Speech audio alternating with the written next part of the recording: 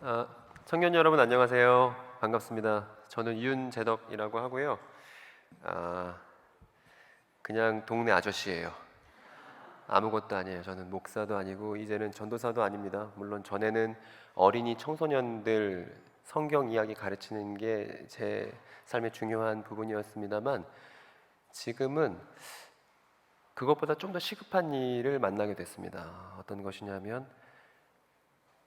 성경과 하나님에 대한 오해 때문에 가족과 연인과 친구들이 서로 미워하고 싸우는 일들이 지금 대한민국에서 너무나 극심하게 벌어지고 있고, 심지어 그런 잘못된 사상들이 국내에서 해외로 수출까지 되고 있다는 사실을 부끄럽게 지금 이게 우리 조국 교회의 현실이라는 것을 알게 돼서 지금 그 일을 지금 열심히 하고 있습니다. 그리고 최근에 결혼했습니다.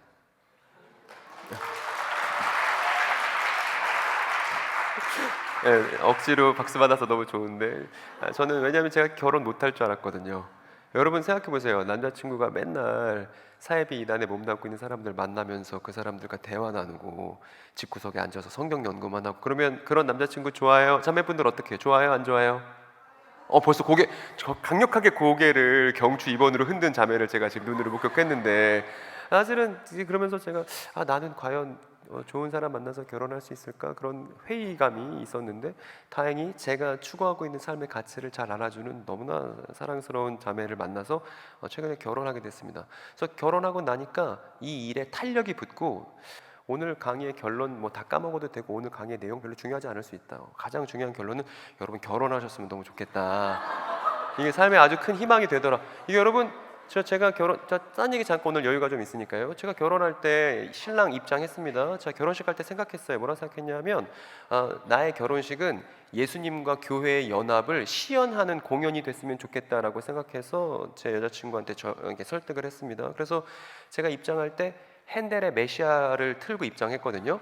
그러니까 곡이 뭐 이런 거, 할렐루야 할렐루야 할렐루야 할렐루야 이런 곡 있잖아요. 하면서 제가 예수님처럼 입장을 하고, 이제 저희 와이프가 그 창조 세계와 교회를 대표하는 참 아름다워라는 그 찬송을 틀면서 이렇게 나오면서 하는데 막 가슴이 벅차고, 그래서 에베소서 5장 읽으면서 남편과 아내의 연합이 이제 비밀이라고 그거 같이 읽고 그랬거든요. 그래서 결혼은 성경 이야기 속에 살아가는 사람들에게 아주 결정적인 삶의 계기이고 중요한 의미다, 이런 생각을 더 경험적으로 하게 됐습니다. 제가 청년부 사역은 잘 안 해봤는데 제가 결혼을 안 해서 잘 못했거든요. 결혼이 중차대한 문제인 청년들에게 할 말이 없어서. 근데 이제 할 말이 너무 많이 생겨서 갑자기 또 이 얘기를 하게 됐네. 필요 없는 얘기인데 어쨌든 여러분, 강의를 오늘 2단 특강이니까 2단 얘기를 합시다. 잠깐 화면 좀 넘겨주세요. 요새 이단들에 대한 관심이 부쩍 늘었습니다. 넷플릭스 때문에 그런 거예요. 그래서 이단들에 대한 관심을 가만 들여다보면 어떤 관심이냐면, 대한민국에 이단들이 이렇게 많았어? 뭐 이런 거죠. 혹시 여기 나는 신이다 보신 분 계십니까? 안 보신 분 한번 거세보고요. 나 안 봤다. 그래도 안 보신 분들이 꽤나 계십니다. 그럴 수 있죠. 그럴 수 있죠. 어쨌든 뭐 보든 안 보든 그건 중요하지 않습니다. 때로는 저는 그게 너무 자극적이어서 걱정이 되는 측면이 좀 있었어요. 어쨌든 그런 넷플릭스 통해서 이제 대한민국 사회 안에 이단들이 이렇게 많았고, 대한민국의 정계, 재계, 사회 안에 이렇게 사이비 이단들이 성행하고 있구나라는 사실을 우리가 알게 됐습니다. 그리고 대부분의 언론들의 관심, 그리고 사회의 관심은 어디에 집중이 되냐면, 그 이단들이 자행해 왔었던 범죄들에 초점을 맞추게 되어 있죠. 저는 나는 신이다 보다가 역겨워서 못 보겠더라고요. 그래서 점점 이제 수위가 올라가잖아요. 그래서 못 보겠다가 처음에는 와이프랑 우리 같이 나는 신이다 볼래? 같이 보면 안 됐었어. 같이 볼 만한 내용이 아니, 또 되게 너무 힘든 내용이었는데, 그래서 중간에 멈췄어요. 멈췄다가 어차피 내일 상도중앙교회 가면 나는 신이다 얘기 안 할 수 없을 것 같은데 그래도 완결은 해야지. 제가 딱 한 편 빼놓고 다 봤거든요. 뭐 빼놓고 봤냐면 오대양 사건은 못 보겠더라고. 그래서 그거 빼놨다가 어젯밤에 보고 왔거든요. 32명이 자살인지 타살인지가 아직도 명확하게 드러나지 않은 사건이 벌어졌습니다. 그러면서 거기에 사람들이 관심을 갖게 되고, 그 뒤에 구원파라는 유병헌이라는 흑막이 있다는 사실을 이제 알게 되는 것이죠. 그래서 저 범죄들의 관심을 갖게 되는 거예요. 자극적이고 또 자극적이란 말 또 모르겠습니다. 또 이 일 때문에 힘드신 분들은 너무 힘드니까, 너무 충격적이고 참혹한 일이니까 당연히 범죄들에 관심을 갖는 게 맞겠죠. 그런데 사실은 저런 극단적인 사이비 이단들에 의한 범죄의 밑바닥을 들여다보는 시각이 교회에는 필요하다는 얘기를 하고 싶은 거예요. 뭐냐면 지금 저렇게 빙산 위, 바다 위에 있는 드러난 빙산 안에서는 이제 이단들이 이렇게 있구나, 범죄들이 이렇게 있구나 하지만 교회가 집중해야만 하는 것은 저 이단들이 살고 있는 이야기입니다. 이야기. 무슨 얘기냐면 신천지 교인들은 신천지 교인이 살아가는 이야기가 있어요. 삶의 세계관이 있습니다. 인생에 대한, 그리고 세상에 대한, 우주에 대한 근본적인 질문에 대한 답변을 찾고 싶었다고 얘기들을 한결같이 하더라고요. 그런데 그 인생의 근본적인 질문들에 대해서 유독 답변을 못 준 집단이 항상 회자되는데 어디냐면 교회예요. 나는 그런 질문들을 청소년기 때부터 갖고 있었는데 입시 공부만 열심히 하는 과정 속에서는 그 질문에 대한 답변을 얻을 수 없었다. 그리고 나는 모태신앙이었는데 그런 질문들에 대해서 교회가 이야기하지 않았다. 그래서 답변을 얻지 못하고 있었다가 20살이 되고 이제 자유의 몸이 되고 내가 뭔가 선택하고 움직일 수 있을 때 나한테 그 질문에 답변해 준다고 손을 먼저 내밀었던 단체들은 하나같이 다 뭐였냐 하면 사이비 이단들이었다는 거예요. 그래서 그 질문들의 답변이 되는 거대한 이야기를 소개받게 되는 것입니다. 그래서 이걸 세계관이라고 하잖아요. 그러면 여러분, 이단들이 벌이고 있는 범죄를 근절하고 그 범죄를 처벌하는 것으로 문제가 해결될까요? 그렇지 않습니다. 저 이야기들, 그릇된 이야기를 갖고 있는 사람들을 이해하고, 그리고 그 사람들에게 대안이 될 수 있는 진실한 이야기를 소개하는 역할이 있지 않으면 대한민국 사회에서 이단 문제를 해결한다고, 본질적인 문제를 해결한다고 볼 수 없는 거예요. 그런데 문제가 있죠. 문제가 뭐냐면 교회가 문제입니다. 어떤 문제냐면 이단에 대해서 우리가 얘기해 봅시다 하고 이단 세미나 같은 걸 교회에서 한단 말입니다. 그럼 대부분 어떻게 하냐 하면 저렇게 나쁜 사람들이에요. 그리고 우리를 지켜야 돼요. 우리는 안전을 추구할 거예요. 우리의 생존을 추구할 거예요. 우리 교회만 문제 없으면 돼요 라는 식으로 수세적인 입장에서 세미나를 하고 수세적인 입장에서 우리 교회 피해 없기를 목적으로 얘기를 한단 말입니다. 여러분, 근데 이건요, 교회답지 않습니다. 예수는 자기 생존을 추구하지 않았습니다. 자기의 생존을 포기하면서까지 생명을 추구하셨던 분이잖아요. 그러니까 교회는 사람들이 원수 취급하고 사람들이 싫어하고 사람들이 사회적 거리를 두려워하는 저 사람들을 이해해야만 하고, 또 이해해야만 하는 중차대한 또 원인 중에 하나는 그 사람들이 사실 우리 교인들이었거든요. 사이비단을 차지하는 많은 사람들이. 그래서 그 사람들을 얘기를 들어보고 그 사람들의 이야기가 왜 잘못됐고 우리는 어떤 이야기를 갖고 있으며 그 사람들에게 이야기를 어떻게 잘 소개할지, 이걸 지역사회 안에서 교회가 감당했어야만 한다는 것입니다. 대한민국 사회에 이렇게 이단이 많죠? 저는 이렇게 말할 수 있어요. 교회가 제 역할을 하지 않았기 때문입니다, 여러분. 오늘 그거에 대한 증명이기도 합니다. 여러분께 꼭 권해드리고 싶은 책이 한 권 있는데, 그 무라카미 하루키라는 그 일본 소설가가 있는데, 일본에 좀 지난 일이긴 합니다만 충격적인 일이 벌어졌죠. 어떤 일이냐면 옴 진리교라는 그 이단이 있었어요. 사이비 이단, 불교계 이단이었는데 이 옴 진리교가 그 도쿄 지하철에다가 살인가스를 살포하는 바람에 대단히 많은 사람이 죽고 다치는 일이 벌어졌습니다. 그래서 교주는 사형당했거든요. 근데 그 무라카미 하루키가 어디에 관심이 있었냐 하면 당시 일본 사회가 이렇게 말도 안 되는 일이 벌어지다니 라고 경악하고 있을 때 하루키는 이 옴 진리교 경험자들을 만나서 취재하기 시작했습니다. 그리고 이 사람 소설가잖아요. 뭐가 궁금했냐면 이 사람들은 어떤 이야기 속에 살고 있지, 이게 궁금했던 거예요. 그래서 옴 진리교 경험자들을 만나서 그 사람들의 삶에 대해서 얘기를 듣고 그 이야기를 적어서 그 대담집 같은 걸 냈는데, 그 대담집이 우리나라에도 번역되어 나왔습니다. 책 이름이 뭐냐면 약속된 장소에서라는 책이 나왔습니다. 저는 이 책을 꼭 읽어볼 필요가 있다고 생각이 들어요. 우리가 저 사람들 이해 안 돼, 저 사람들 잘못됐어 라고 하는 것, 그 이면에 그들의 이야기가 있고 그 이야기를 알고 진실한 이야기로 대체할 수 있도록 도와주는 게 사회 안에서 너무나 필요한 일이다. 여러분, 이거는 종교적 문제가 아닙니다. 사이비 이단과 이 이야기, 세계관에 관련된 문제는 종교적인 문제라고 볼 수 없어요. 그냥 우리의 이야기고 이웃에 관한 이야기인 것입니다. 그리고 여기에 선봉장이 돼야 되는 사람들은 교회다, 이렇게 말할 수 있죠. 화면 한번 보여주시기 바랍니다. 그래서 그들이 살고 있는 이야기를 알아보려고 하니까 공통점을 발견하게 됐습니다. 어떤 공통점이냐면 사이비 이단들이 갖고 있는 그 세계관이 하나같이 다 성경 이야기를 재료로 삼고 있다는 충격적인 공통점이었습니다. 성경 이야기에 나오는 단어들을 가지고, 성경 이야기에 나오는 단편적인 이야기를 가지고 재료 삼아서 사이비 이단의 거대 서사를 구성한다는 걸 우리가 알게 된 거예요. 제가 예시를 한번 보여드릴게요. 여러분, 저 장면은 어떤 것이냐면 신천지에서 대형 행사를 치렀을 때 카드 섹션 하고 있는 장면입니다. 여러분, 저런 카드 섹션을 딱 봤을 때 일반인들의 반응은 어떨 거라고 생각하세요? 상식적으로 이해가 안 되네. 북한이야? 21세기 카드 섹션? 말이 돼? 이렇게 얘기를 하는 게 일반적인 것이죠.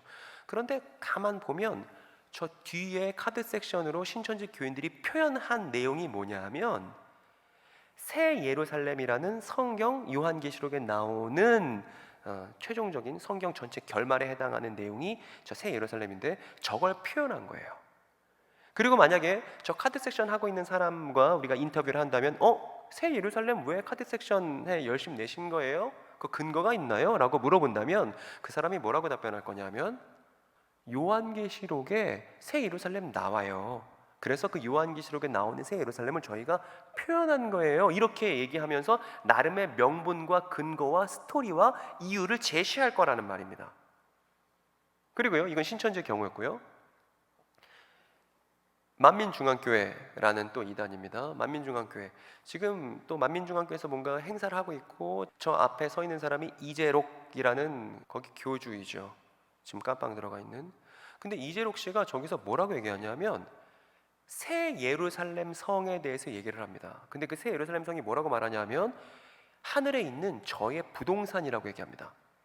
그래서 만민중앙 그 교회 교인들한테 뭐라 그러냐면 나중에 우리가 천국에 가면 저 새 예루살렘 성 그것을 목자의 집이라고 부르더라고요. 목자의 성 이렇게 부르더라고요. 목자의 성 1층과 2층 사이에 만나요 막 이래요.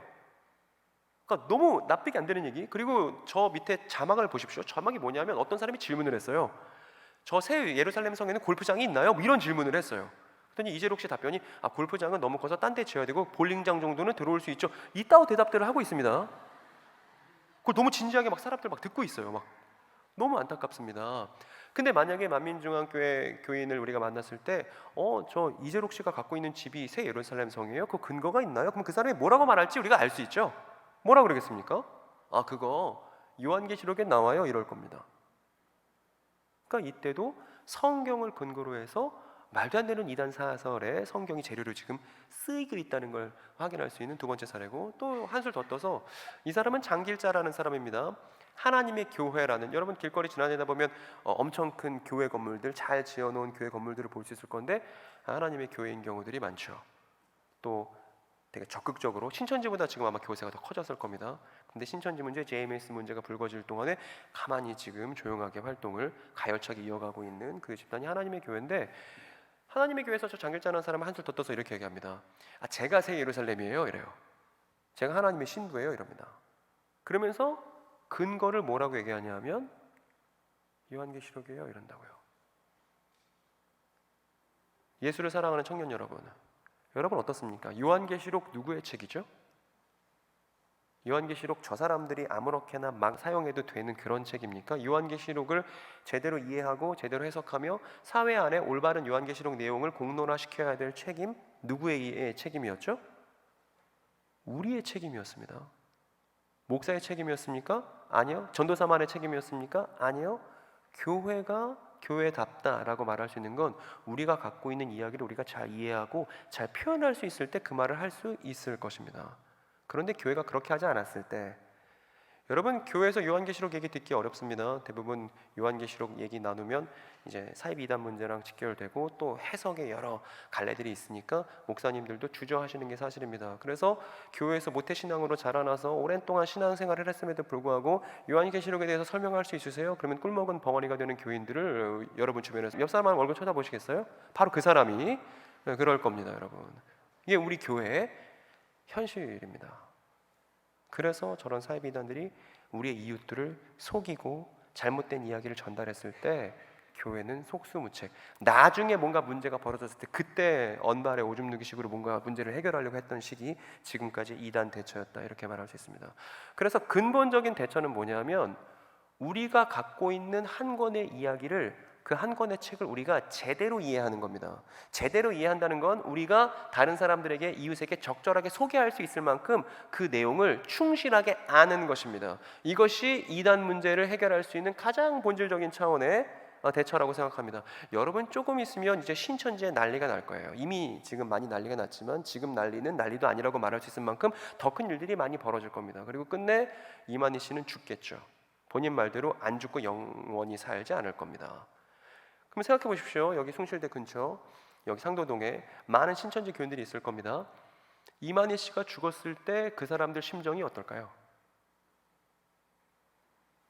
마음이 다 무너지겠죠. 본인이 소망으로 뒀던 것이 다 이제 거짓임이 드러났을 때. 근데 그럼에도 불구하고 교회로 돌아오지 않을 겁니다.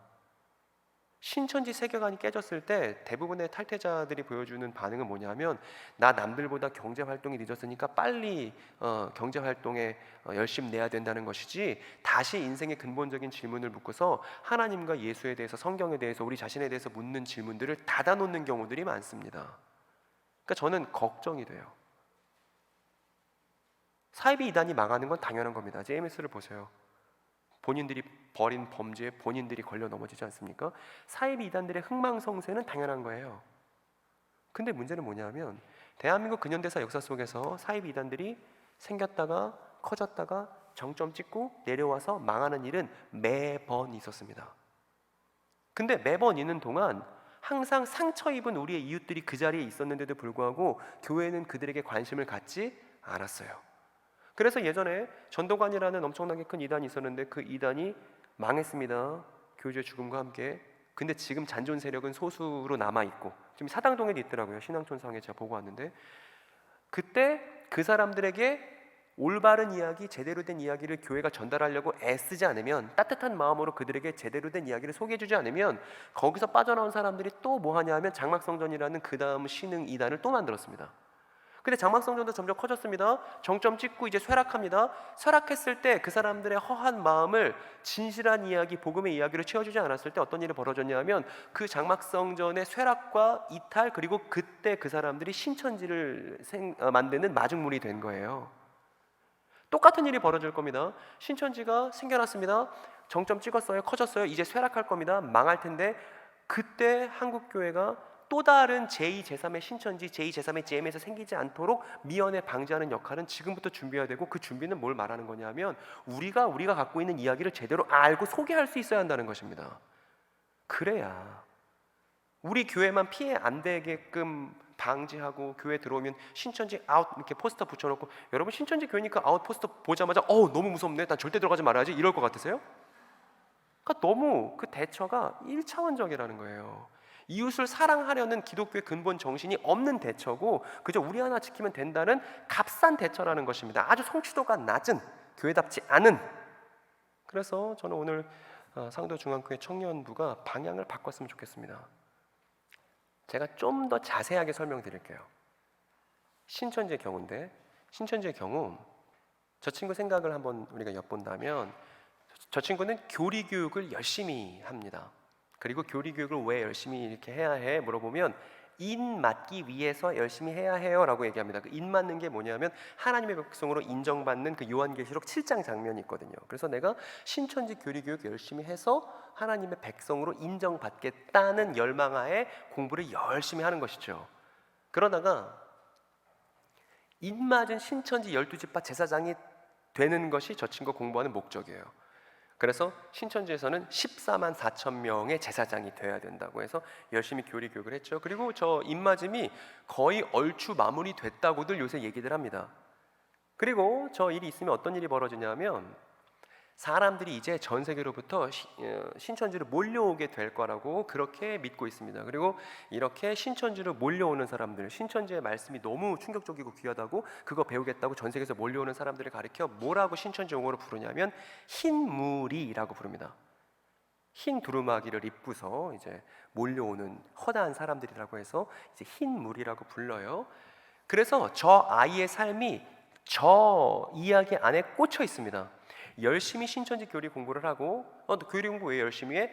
신천지의 제사장이 되기 위한 정체성이 있는 것이죠. 그리고 이 친구의 미래 전망도 보입니다. 미래 전망 뭐냐 하면 전 세계의 사람들이 신천지로 몰려오는 그런 미래를 그리고 있죠.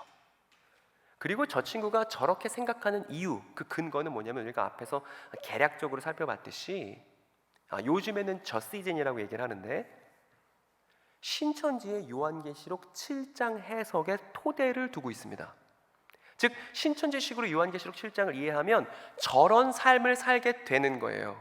그리고 저 친구가 이제 얘기하는 겁니다. 역시 신천지는 성경에 근거를 둔 단체야 라고 생각한다는 거예요.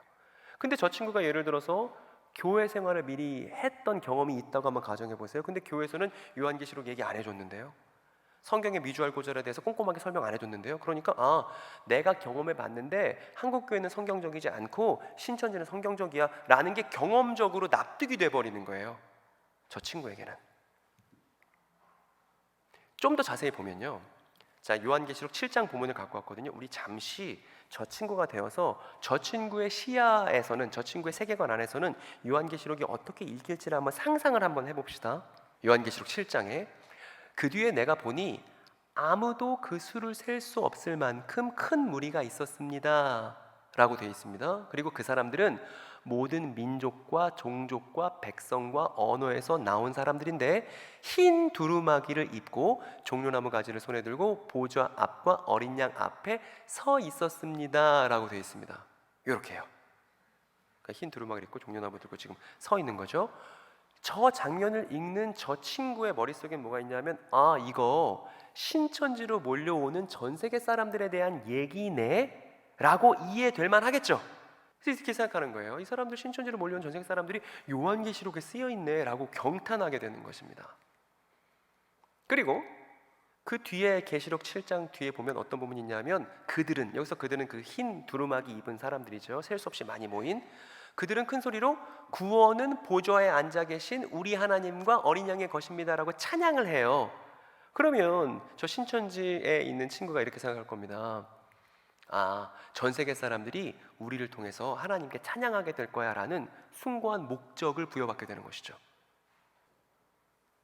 그 뒤에 보니까 모든 천사들과 보좌와 장로들과 네 생물을 둘러서 있다가 보좌 앞에 엎드려 하나님께 경배하며 이제 사람들만 찬양하는 게 아니라 천상에 있는 여러 네 생물이나 24 장로들이나 보좌 앞에 있는 허다한 천사들이나 이렇게 하나님께 찬양하는 장면이 이어집니다. 저걸 보고서 신천지 교회는 어떻게 생각하냐면 하늘에 영계 천국이 있다고 그렇게 가르칩니다. 즉 하늘에 보좌도 있고 내생물도 있고 장로들도 있고 이런 게 다 있다고 생각해요. 그런데 저 하늘에 있는 그런 하늘의 조직을 이 땅에 똑같이 도장 찍어서 만든 조직이 신천지라고 교육해요. 그래서 좀 더 여기에 대한 부연 설명이 필요한데 요한계시록에 보면 새 예루살렘 성이 등장하고 그리고 내생물도 등장하고 보좌도 등장하고 24 장로들도 등장합니다. 그래서 지상에도 똑같이 만든다는 겁니다. 그래서 하늘에 내생물이 있듯이 지상에도 내생물이 있고 하늘에 장로 24명이 있다면 지상에도 24명이 있어야 하고 하늘에 보좌가 있다면 지상에도 보좌가 있는 것이죠. 그래서 이만희씨 중심 조직을 만들고 하늘과 똑같은 조직을 땅에 도장 찍듯 구성한다. 그래서 만든 게 신천지다. 이렇게 주장하는 거예요. 성경에 있는 것들을 다 하나씩 하나씩 지상에 구현한다는 것이 신천지 교인들의 명분인 거죠. 근거를 갖고 왔는데 신천지 발전사라는 신천지에서 발간한 책입니다. 여러분 저기 가운데 글자 보이세요? 총회장님과 24 장로. 저 24 장로는요 요한계시록에 나오는 내용이거든요. 그러니까 요한계시록에 나오는 하늘에 있는 24 장로 이 땅에도 똑같이 만들어낸다. 그래서 우리가 성경적인 조직이다. 이게 신천지 교인들의 명분이라고요. 그래서 저 친구가 저렇게 생각하는 걸 충분히 이해할 수 있습니다. 우리 조직에는 보좌도 있어. 우리 조직에는 장로들도 있어. 우리 조직엔 내생물도 있어. 그런데 한국 교회는 없지. 이렇게 되는 거예요. 그리고 그 뒤에 보면 장로들 중 하나가 물어봅니다. 이 흰 두루마기 입은 사람들 누구이고 어디서 왔냐고 사도 요한에게 물어봐요. 그러더니 사도 요한이 뭐라고 하면 당신이 더 잘 알잖아요. 당신이 대답해 보세요. 이렇게 했더니 뭐라고 말하냐면 이런 대목이 있습니다. 이 사람들은 큰 환난을 겪어낸 사람들입니다 해요. 큰 환난. 이때 신천지 교인이 읽는 큰 환난은 신천지로 들어오기까지의 어려움인 것이죠. 신천지로 들어오기까지의 어려움을 겪어서 이 사람들이 이제 마침내 신천지로 들어온 전 세계 사람들이다라는 이해를 갖고 있으니까, 그리고 그들은 어린 양이 흘리신 피에 자기들의 두루마기를 빨아서 희게 했습니다라고 했을 때 어린 양이 흘리신 피는 신천지 교인들이 이해하기에 이만희 씨의 가르침이에요. 즉 어린 양의 피는 이만희 씨의 가르침이고, 그리고 장막은 신천지 조직 자체를 상징한다고 그렇게 이야기합니다. 그래서 신천지 안에 있는 친구가 이렇게 생각하는 거죠. 저 요한계시록 7장에 나오는 사람들은 신천지 말씀으로 씻어서 하나님의 장막으로 들어온 사람들을 가리키는 거고, 이게 우리 조직에 대한 예언의 말씀이야 라고 생각하는 겁니다. 여러분 들어보시니까 어떠세요? 어려우셨어요? 이게 여러분들 듣기에는 낯설고 이질적일 수는 있습니다. 근데 이걸 만약에 1년 내내 배운다면, 이 내용을 자기가 되게 친한 사람들과 자신과 많이 시간을 보내고 많은 삶의 이야기를 나눈 사람들과 1년에 걸쳐서 오랫동안 이야기를 배운다면 이해가 되고 납득이 되는 순간 이제 신천지의 거대 서당 안에서 살게 되는 것이죠. 이게 신천지 교인들이 지금 갖고 있는 이야기입니다.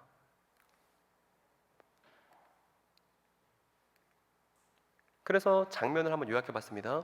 저렇게 하늘에 새 예루살렘 성이 있고, 그 하늘에 보좌가 있고, 그 24장로가 있고, 그 밑에는 흰옷 입은 사람들, 종려나무 가지를 들고 있는 사람들이 있는데, 그 사람들이 하나님을 찬양하더라. 저 장면 신천지 교인에게는 어떻게 이해가 되냐면, 조금 남았습니다. 요한계시록 실장에 대한 신천지 교인의 해석은 뭐냐면, 이만희 씨가 중심에 있고요, 전 세계 사람들이 신천지로 몰려오고 이만희 씨가 전 세계 사람들의 박수갈채를 받는 것 당연하다, 안 당연하다? 당연하다. 이렇게 되는 겁니다. 즉 한 사람이 박수갈채를 받는 거, 우리가 볼 때는 어떻게 저렇게 한 사람을 숭배할 수 있어? 근데 그게 아니에요. 신천지 교인들에게는 나름의 성경 이야기를 재료로 사용해서 만든 이야기가 있고, 그 이야기 안에서 납득 가능한 일이라는 것입니다. 제가 신천지 행사 영상 하나 갖고 왔거든요. 그럼 여러분 지금 잠깐 신천지 교인의 입장에서 그 행사가 어떻게 보일지 한번 여러분들이 한번 보세요.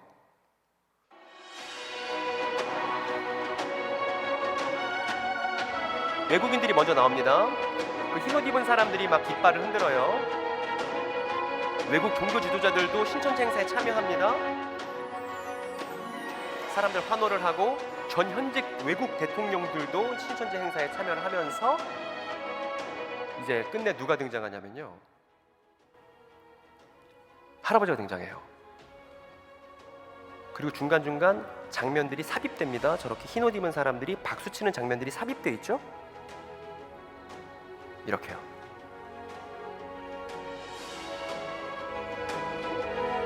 흰무리가 신천지로 몰려온다는 요한계시록 7장에 대한 본인들의 이해를 재현한 것이죠.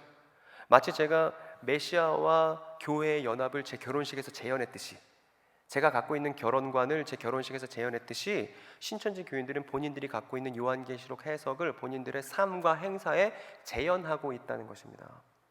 그러면 여러분, 사태가 이렇다면 교회가 어떻게 해주는 게 그 사람들을 위한 섬김이 될 수 있을까요?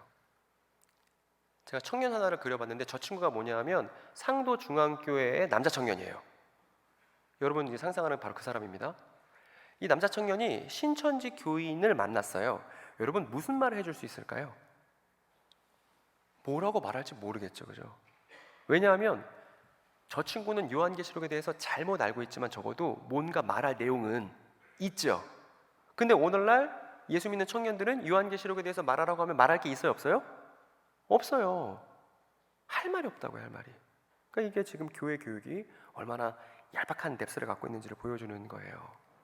그래서 제가 도와드릴 거예요, 잘 이해할 수 있도록.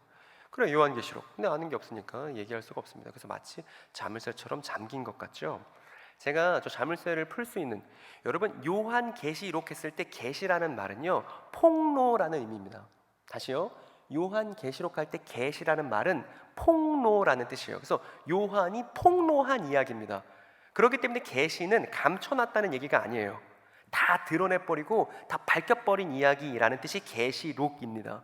그런데 오늘날 우리에게는 마치 감춰진 이야기처럼 수수께끼 같은 이야기처럼 그렇게 들리죠. 왜냐하면 요한계시록을 제대로 해석할 수 있는 방법을 우리가 모르기 때문입니다. 그래서 그 방법만 알면 요한이 폭로하고 싶었던 내용이 뭔지 우리가 대번에 알 수 있어요. 그 방법이 문제입니다. 화면을 보면 제가 여러 가지 도구를 갖고 왔거든요.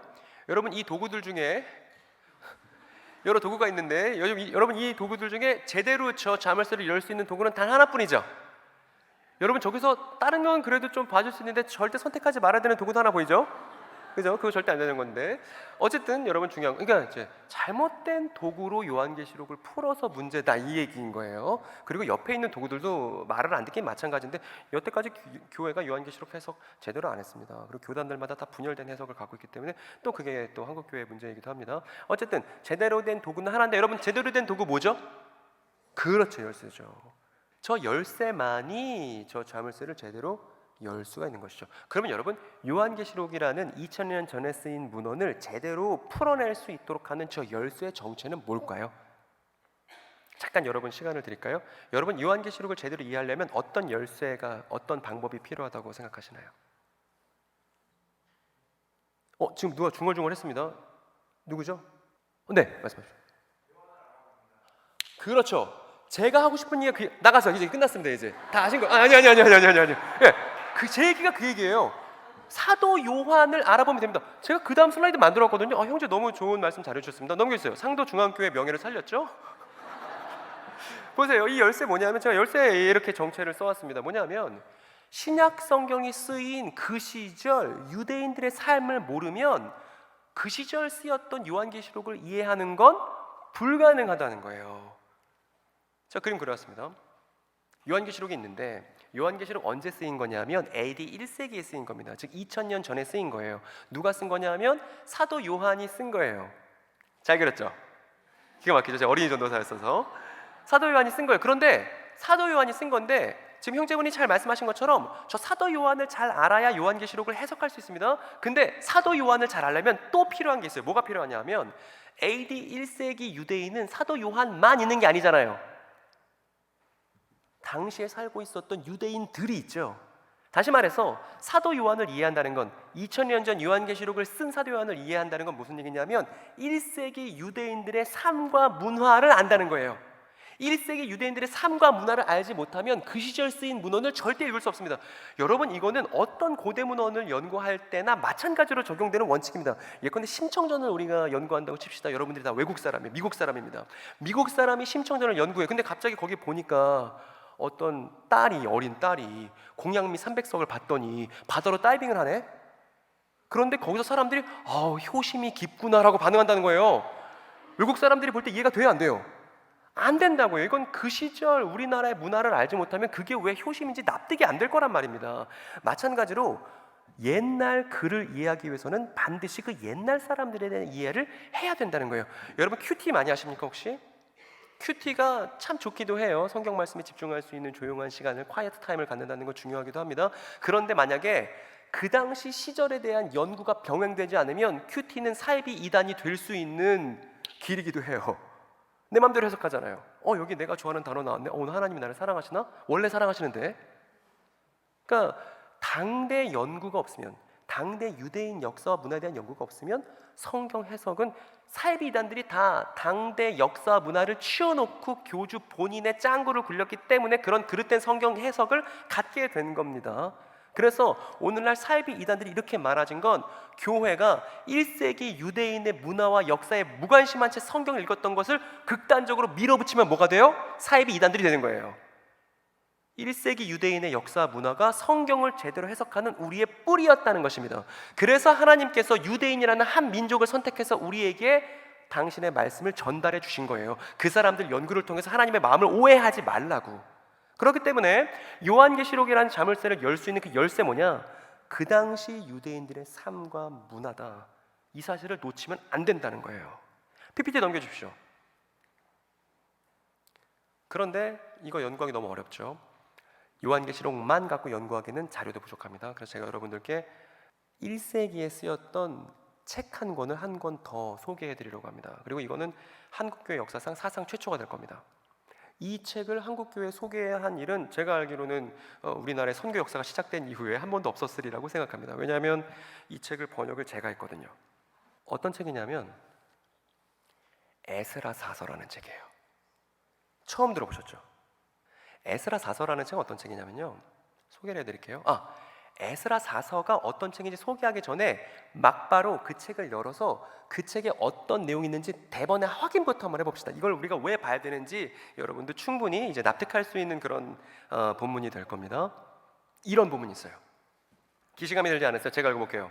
나 에스라가 시온산에서 엄청난 군중을 보았다. 나는 그것을 셀 수 없었고, 엄청난 군중, 근데 셀 수 없는 군중, 근데 그들이 모두가 주를 함께 찬양하고 있었다라는 내용이 에스라 4서 2장에 나옵니다. 여러분, 이 장면 아까 우리가 봤었던 요한계시록과 대단히 흡사합니다. 제가 그래서 비교를 한번 해봤습니다. 내용이 어때요? 똑같죠? 여러분, 이건 무슨 얘기죠? 저 장면, 흰 옷을 입고 셀 수 없는 많은 사람들이 하나님을 찬양하는 이 장면은 1세기 유대인들에게 아주 익숙했던 장면이라는 것입니다. 유대인들에게 아주 익숙한 뭔가 의미 전달하려는 당대 아주 익숙한 방식이었다는 것입니다. 이걸 우리가 에스라 4서에서 확인하게 된 거예요. 이게 외경으로 빠져 있는데 우리는 개신교인들은 외경 잘 안 읽지만 사실은 외경은 당대 역사 문화를 보여주고 있는 중요한 참고 자료이기 때문에 성경을 이해할 때 중요한 참고 문헌이 됩니다. 그래서 꼭 우리가 연구를 함께 할 필요가 있다. 설명을 좀 드릴게요. 에스라 4서에 대해서 개략적으로 요한계시록과 동시대에 쓰였어요. 요한계시록과 완전히 똑같은 동시대에 쓰였습니다. 그래서 쓰는 글쓰기 타입이 아주 비슷합니다. 이 얘기는 우리에게 아주 중요한 사실을 깨우쳐줘요. 요한이 하나님께 계시를 받은 게 맞지만 하나님께 계시 받을 때 갑자기 받아쓰기 하듯이 계시를 받은 게 아니고 요한이 받은 계시는 당대 글쓰기 양식에 부합하는 방식으로 받았다는 것을 우리가 알 수 있는 거예요. 왜 우리가 1세기 유대인의 역사와 문화를 공부해야 됩니까? 하나님이 계시를 그 문화 스타일로 주셨기 때문입니다. 그 역사 스타일로 주셨기 때문입니다. 그래서 에스라 4서의 글쓰기 양식과 요한계시록의 글쓰기 양식은 아주 유사합니다.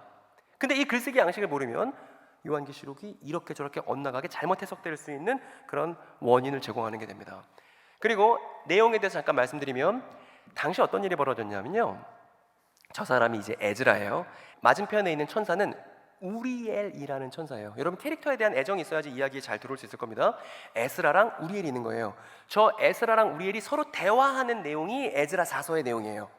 뭘 갖고 대화하냐면 유대 성전이 깡그리 박살이 났습니다. 언제냐면 AD 70년입니다. AD 70년 하면 여러분 감이 잘 안 오니까 제가 사건 중심으로 말씀드려 볼게요. 예수께서 십자가 달려 돌아가셨죠. 3일 뒤 부활하셨죠. 그리고 40일 뒤 승천하셨죠. 승천하시고 최초의 교회가 생기지 않았습니까? 교회가 생기고 나서 교회는 땅 팔고 다 집 팔고 해갖고 어디로 이주했냐 하면 예루살렘을 떠나서 펠라라는 다른 지역으로 이주했습니다. 그리고 교회가 예루살렘을 떠나서 이주하자마자 예루살렘은 어떻게 됐냐 하면 로마에 의해서 멸망해서 지도에서 삭제돼 버렸습니다. 그리고 교회는 그 예루살렘을 떠나서 생존했습니다. 저 AD 70년은 예수께서 십자가 달려 돌아가신 뒤 한 30년 뒤밖에 안 되는 시기예요.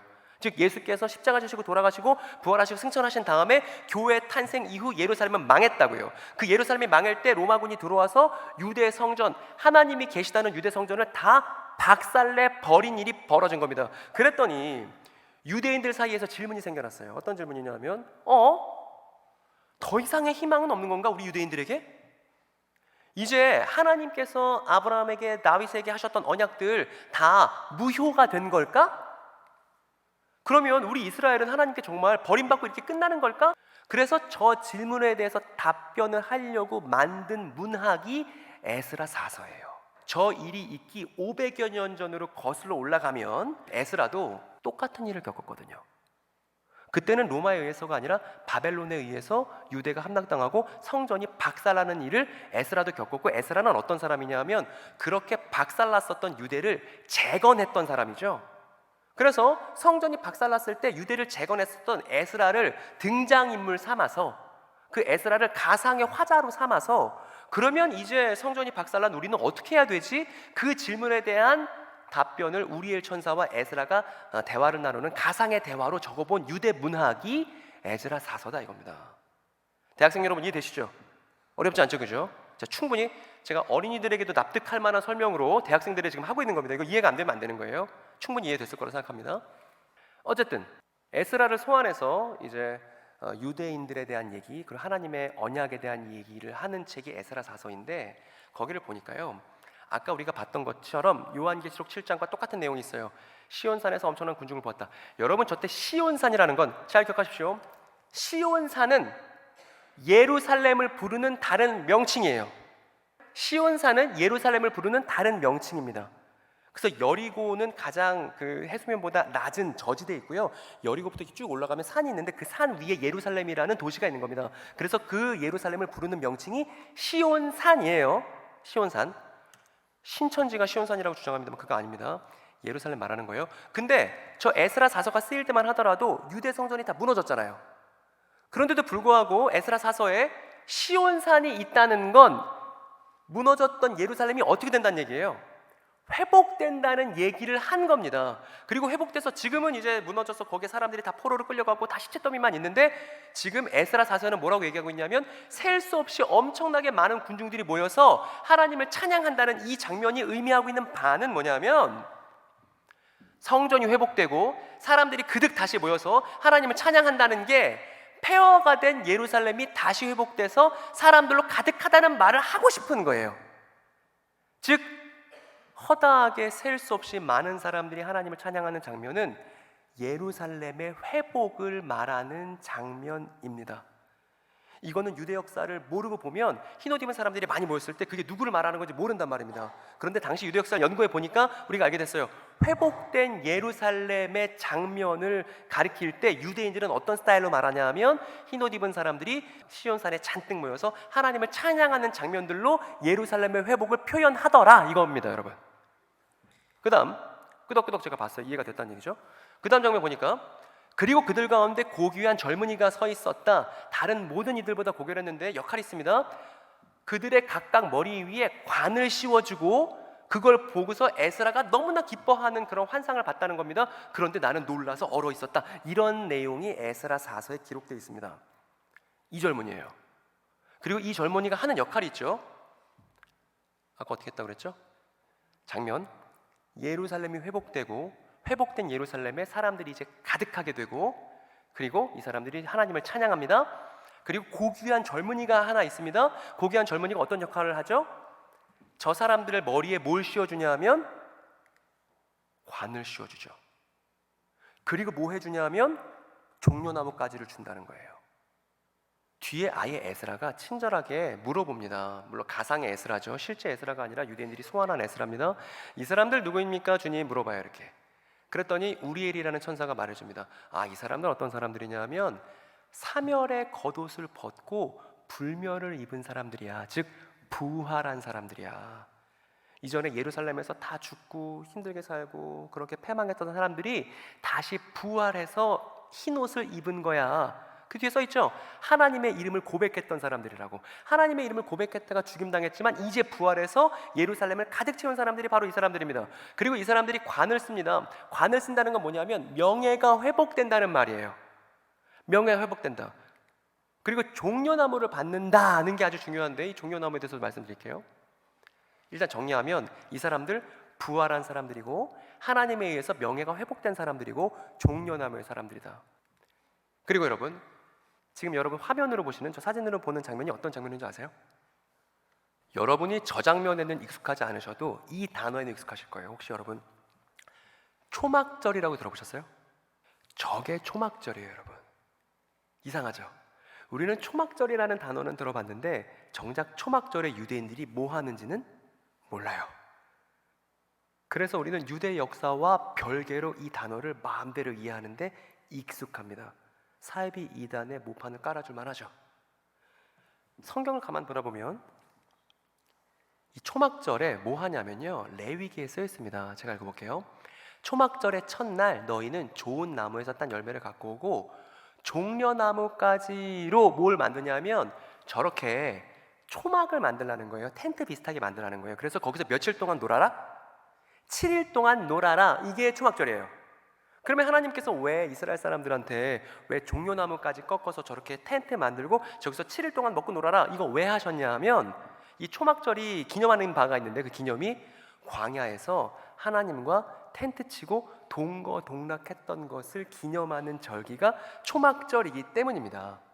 그리고 이때 초막절을 기념하기 위해서 텐트를 얼기설기 만들 때 그때 사용하는 나무가 뭐다? 종려나무다. 종려나무가 상징하는 게 있겠죠? 그 종려나무가 상징하는 건 이 지금까지 설명을 들었다면 대번에 이제 확인할 수 있습니다. 종려나무까지가 상징하는 건 하나님과의 동거동락을 표현하는 나무가 종려나무인 거예요. 근거가 어디 있죠? 레위기예요. 초막절이에요. 그래서 유대인들이 지금도 저렇게 스꽃이라고 이제 히브리어로 얘기하는데 저 종려나무로 만든 초막을 짓고 7일 동안 놀면서 하나님이 우리와 함께 하신다는 것을 기념하는 것이 초막절인 것입니다. 유대인 문화 안에서 말이에요.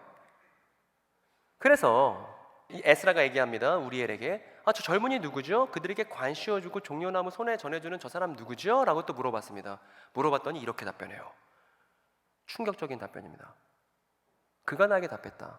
바로 저분이 하나님의 아들이야. 이 시대 속에서 이 사람들이 저 하나님의 아들을 고백했어. 그래서 부활했고, 그래서 흰옷을 입었고, 그래서 관이 씌어서 명예가 회복됐고, 저 사람들이 하나님과 동거동락하는 사람이라서 종려나무까지를 흔들고 있는 거야 라고 설명을 해준다고요. 에스라 4서에서 말입니다. 그래서 하나님의 아들은 예루살렘의 회복을 가져다주는 분이구나 라고 당대 유대인들은 다 그렇게 생각했다는 거예요. 우리는 하나님의 아들 그러면 그냥 하나님의 아들내미구나 이러고 넘어가지만 유대인들은 그렇게 생각하지 않았어요.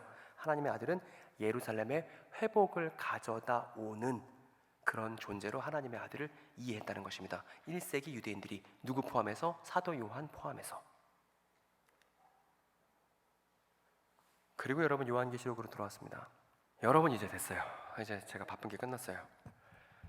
이 장면 이해가 되시죠? 이제 제가 바쁘게 설명을 이어왔는데 이제 저 장면이 여러분 눈에 들어오실 겁니다.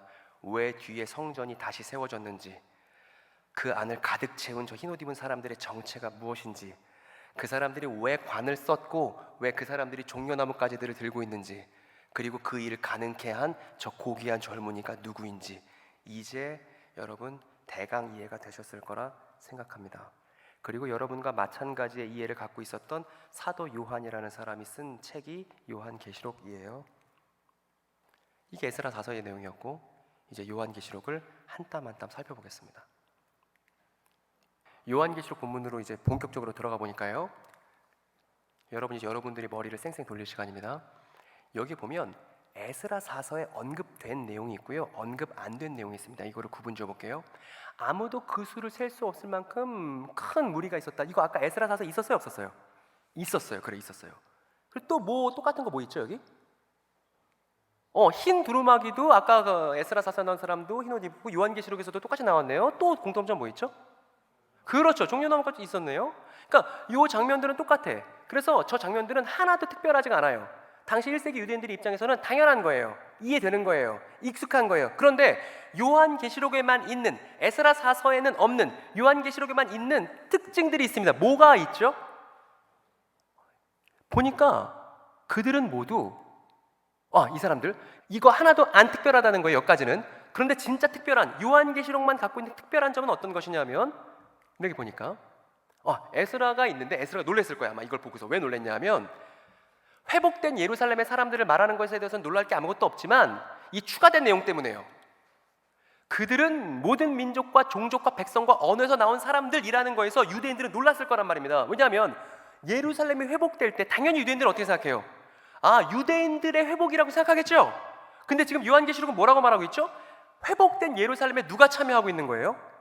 외국인들이 참여하고 있는 겁니다. 이거는 유대인들은 상상할 수 없는 내용이에요. 유대인들은 머릿속에 떠올릴 수 없는 것입니다. 예루살렘이 회복되는데 그 회복된 예루살렘에 참여하는 사람들이 전 세계 사람들이라고? 이건 너무 낯선 장면이라는 거죠, 여러분. 여러분, 그리고 회복된 예루살렘에 참여하게 된 외국인 누구예요? 회복된 예루살렘에 참여하게 된 외국인들 중 한국 사람 누굽니까? 여러분과 저잖아요. 여러분, 그러면 저 내용 누구를 가리키고 있는 내용이죠? 우리를 가리키고 있는 내용이죠. 우리에 관한 내용, 우리의 정체성에 관한 내용이 요한계시록 7장이었다고요. 저 외국인이 우리라고요, 여러분. 하나 더 찾으세요. 에스라사서는 없지만 요한계시록에만 있는 독특한 뭔가 하나 더 남았습니다. 뭐예요? 그래요. 그겁니다. 어린 양입니다. 이 얘기예요. 이게 요한이 폭로하고 싶었던 내용입니다. 유대인들은 우리 유대인들만 회복될 거야. 우리 유대인들만의 예루살렘이 구성될 거야. 근데 요한이 폭로합니다. 아니야. 하나님께서 계획하고 하신 일은 그게 아니야. 예루살렘이 회복되는 건 맞는데 그 회복되는 예루살렘에 참여하는 사람들은 유대인만이 아니라 전 세계 사람들이야 라고 폭로를 한 게 요한계시록이라고요, 여러분. 그런데 이 전 세계 사람들이 회복된 예루살렘에 참여하는 게 누구를 통해서 이루어진다는 거예요? 에스라사서는 그 내용이 없습니다. 근데 요한계시록에는 있어요. 뭐가 있냐면 어린 양을 통해서요. 죽임당한 어린 양을 통해서 전 세계 사람들이 예루살렘의 회복에 참여할 수 있다는 게 요한계시록의 폭로 내용이고, 지금 저 친구 상도중앙교회 남자 청년이잖아요. 상도중앙교회를 비롯해서 전 세계에 존재하는 모든 교회들은 사도 요한과 같은 입장에 서야 합니다. 그 입장은 무엇이냐 하면 우리가 어린 양으로부터 예루살렘의 회복에 참여하게 된 외국인입니다 라는 사도 요한의 고백과 동등한 고백을 우리도 해야 된다는 거예요. 뭘 통해서? 요한계시록 7장을 통해서요. 이게 당연히 교회 안에서 고백되어야 되는 요한계시록에 대한 제대로 된 교회적 해석인 겁니다, 여러분. 근데 이걸 제대로 안 했더니 저걸 이렇게 저렇게 아무렇게나 만들어서 사람들 쥐어짜 먹는데 지도부, 신천지나 다른 사이비 이단들이 저 본문들을 사람들 지배하는 데 사용하고 있다는 이 처참한 대한민국 사회의 아픔이 어찌 교회의 아픔이 아닐 수 있겠습니까, 여러분? 그 뒷내용도 보면 이것도 그래요. 여러분 그들은 누구죠? 여기서 그들은 누굽니까? 회복된 예루살렘에 참여하고 있는 온갖 외국인들이죠. 거기 유대인도 있는 것이죠. 조선 사람도 있는 것이죠. 그 사람들이 뭐라고 찬양해요? 구원하심이 보좌에 앉으신 우리 하나님과 어린 양께 있도다. 이거 비전이잖아요, 그죠? 어떤 비전입니까? 회복된 예루살렘에 참여하는 전 세계 사람들의 비전이 저 노래였잖아요, 여러분. 그러니까 우리가 노래는 부르면서도 이 노래에 출처가 되는 이야기를 제대로 이해하지 않은 경우들이 너무나 많다는 겁니다. 우리가 찬양을 그렇게 많이 했음에도 그 찬양 이면에 있는 우리가 지키고 공론화시켜야 될 이야기에 소홀한 것이 교회의 문제라는 걸 제가 계속 지적하고 있는 거예요. 그래서 보좌가 있고 여기 어린 양이 있습니다. 상도중앙교회 남청년이 얘기합니다. 하나님과 어린 양 외에는 누구도 저 찬양 받을 수 없어. 왜냐하면 하나님과 어린 양이 전 세계 사람들이 예루살렘의 회복에 참여할 수 있도록 하신 그 일을 이루신 분이니까 이 찬양은 보좌에 앉으신 하나님과 어린 양께만 돌려야 해 라고 요한계시록 7장을 근거로 설명할 수 있어야 된다는 것입니다. 그리고 이게 오늘 우리가 비전 부른 이유야. 여기까지 가야죠. 여러분, 제가 넷플릭스 이번에 보면서 충격을 받았던 장면들이 여러 장면이 있는데 그 중에 정말 제가 막 한숨이 나왔던 장면 중에 하나가 이 장면입니다, 여러분. 이게 무슨 장면이냐면 만민중앙교회에서 이제 어디 야외로 리트릿을 갔나 봐요. 근데 거기서 이제 의자를 몇 개를 만들었냐 하면 이렇게 의자를 3개를 만들었어요. 그리고 2자리를 비워둡디다. 그리고 한 자리를 누가 차지했냐 하면 이재록 씨가. 성부, 성자, 본인이 뭐라는 겁니까? 본인이 성령이라는 거예요. 그래서 하나님과 어린 양에게 돌려줘야 될 갈채를 누가 받는 거죠? 이재록 씨가 받는 겁니다. 이만희 씨가 받는 거예요. 사이비 이단 수장들이 하나님께 마땅히 돌려줘야 될 갈채를 본인들이 받는 겁니다. 그렇게 사람들을 속이기 위해서 뭘 써먹느냐? 성경 이야기를 써먹고 있는 현실이다, 이 말입니다. 말이 안 되는 것이죠. 하나님과 어린 양에게 돌려줘야 되는 갈채를 본인이 받는 일에 성경을 쓴다는 거, 지금 우리가 겪고 있는 문제가 2중 3중으로 꼬여 있다는 걸 보여주고 있는 하나의 장면이라고 생각해서 갖고 왔습니다, 여러분. 저 갈채는 이재록 씨한테 돌려줄 갈채가 아닙니다. 정명석 씨한테 돌려줄 갈채가 아니에요. 그 뒤에도 보좌, 장로들, 내생물 이런 거 나온다고 해서 똑같이 지상에 그런 조직을 구성해야 된다고 말한 1세기 유대인은 아무도 없습니다, 여러분.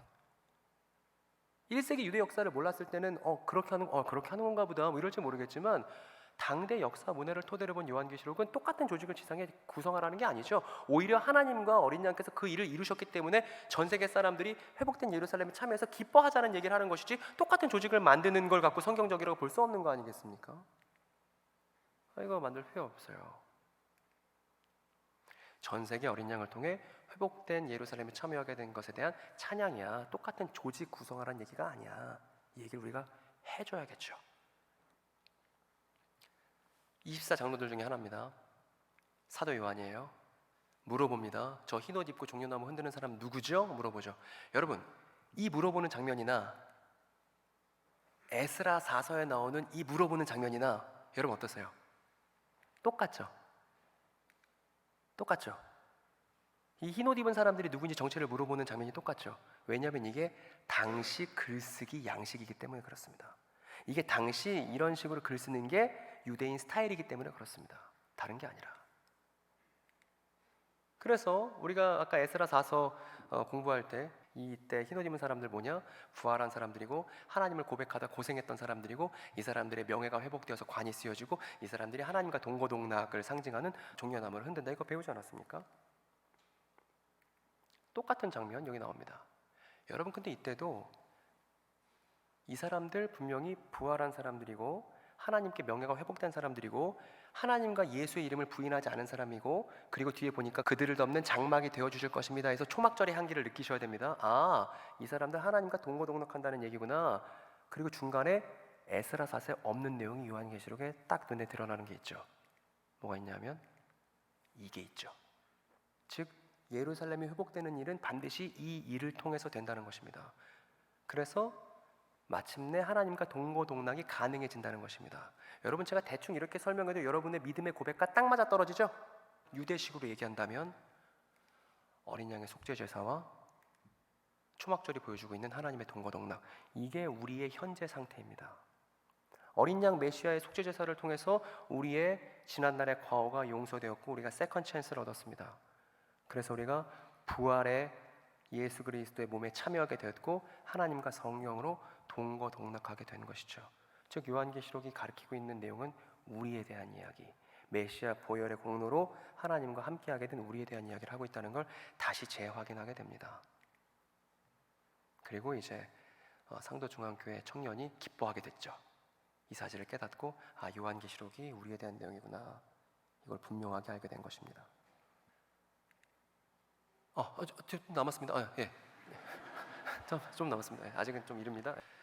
이거는 사실 보너스예요. 이제 강의는 거의 끝났어요. 이제 4번 태제 보니까 여러분 벌써 예측이 되시잖아요. 갈채를 한 분께 돌리자. 우리가 이야기를 제대로 이해하고 잘 소개해서 그 이야기가 가리키고 있는 한 분 하나님, 한 분 그리스도, 그분께만 갈채가 돌려드리도록 이 지역사회 안에서 우리가 성경 이야기를 제대로 공론화하는 일에 이 공동체가 최선을 다하자, 이 얘기를 이제 결론으로 하고 있는 것입니다. 근데 이제 이건 보너스인데 뭐냐면 제가 에스라사서 열심히 번역하다가 이거 너무 재밌어갖고 이거를 강의 안 하고 넘어가기 너무 안타까울 것 같아서 그 에스라사서 내용에 보면요 이런 내용이 있어요. 에스라가 막 이제 답답해하면서 아니 대체 언제 처음 것이 끝나고 다음 것이 시작되나요? 언제 옛 시대가 종결이 되고 새로운 시대가 도래하나요? 막 답답해서 물어봐요. 근데 그때 우리엘이라는 천사가 답변을 되게 문학적으로 합니다. 뭐라고 말하냐면 이 시대의 끝이 에서고 뒤따름의 시작이 야곱이야. 그런데 너는 발꿈치와 손 사이에서 다른 걸 찾으려고 하면 안 돼. 이렇게 얘기합니다. 자, 그림을 한번 그려봤거든요. 귀엽죠? 그죠? 이게 무슨 얘기예요? 에서의 발뒤꿈치가 옛시대고 야곱의 손이 새시대야. 그래서 옛시대의 끝, 새시대의 시작, 요거를 설명하려고 야곱과 에서 이야기를 유대인들이 그렇게 문학적으로 이해했다는 거잖아요. 너무나 신박하잖아요. 여러분 그럼 질문입니다. 여러분 옛시대가 종막이 선언되고 새시대가 도래했다. 이미 도래했을까요? 아직 안 도래했을까요? 이거는 재밌는 거니까 우리 거슬러 봅시다.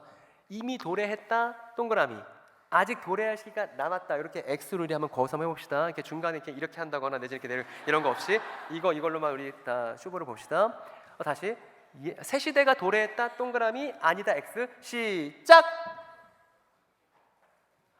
너 왜 그래? 너 하지 말자. 이걸 뭐라 달라 이게 뭐가 달라 이게? 도땅냐? 이게 뭐냐? 어쨌든 잠깐만요. 다시 보여주세요. 저 못 봤어요. 저 친구 때문에. 목사님 X는 잡아가시고요. 동그라미만 교회 남겨. 아니 미안합니다. 그게 아니에요. 여러분 그 혹시 지금 여러분 성경책 갖고 계신 분 있습니까? 그 갖고 계시면 얼른 빛의 속도로 히브리서 9장 26절 한번 누가 좀 찾아주세요. 히브리서 9장 26절. 아니요, 저 아까 세모한 친구 있죠? 너야 너.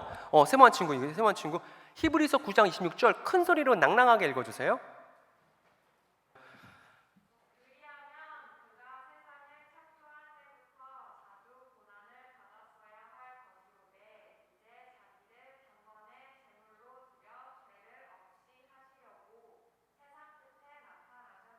아, 좋습니다. 여러분 잘 보세요. 세상 끝에 나타나실 것이다예요. 세상 끝에 나타나셨다예요. 세상 끝에 나타나셨다죠? 근데 그 세상 끝을 뭐라고 말하고 있죠? 언제가 세상 끝이래요? 자신의 몸을 단번에 제물로 드리셨을 때가 언제라는 거예요? 세상 끝이다 이렇게 하는 거예요. 여러분 이 세상 끝이라고 말하기도 하고 제가 좋아하는 표현으로는 성경에서 이렇게 표현하기도 합니다. 종말. 여러분 종말하면 내 보금자리가 다 파괴되고 엉망진창되는 거라고 생각하지만 종말은 그거 아니에요.